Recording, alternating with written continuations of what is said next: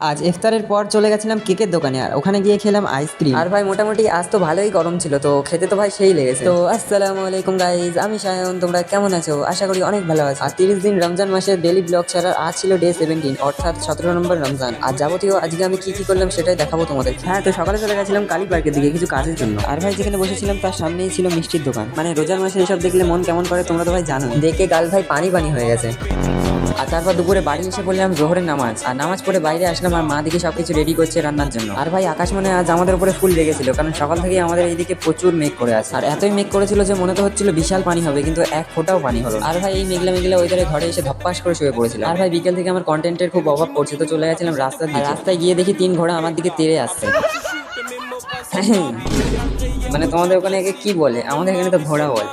जनाब ना करें जनाब ना करें जनाब। ওইসব কথা বাদ দিয়ে তারপরে ইফতারের টাইমে ইফতার খেতে চলে এসেছিলাম। আর তারপরে চলে গেছিলাম নারায়ণপুর বটতলা, অর্থাৎ আমার খালাতো ভাইদের দোকান। আর ওখান থেকে কিছু আমি এদের জন্য যাবতীয় কিছু জিনিস নিলাম, আর সেই জিনিসগুলো পারলে আমি পরের ভিডিওতে দেখো। আর তারপরে চলে গেছিলাম আমরা সবাই ফুচকা খেতে। মোটামুটি ভালোই লেগেছে। তারপর সবার ডিমান্ড হলো আইসক্রিম খাবো, তো আমি আর আবার চলে গেছিলাম কেকের দোকানে আইসক্রিম কিনতে। আর তারপরে কিছু এই ভ্যানিলা ফ্লেভারের এই আইসক্রিমগুলো নিলাম, যেটা খেতে তো মারাত্মক লাগলো।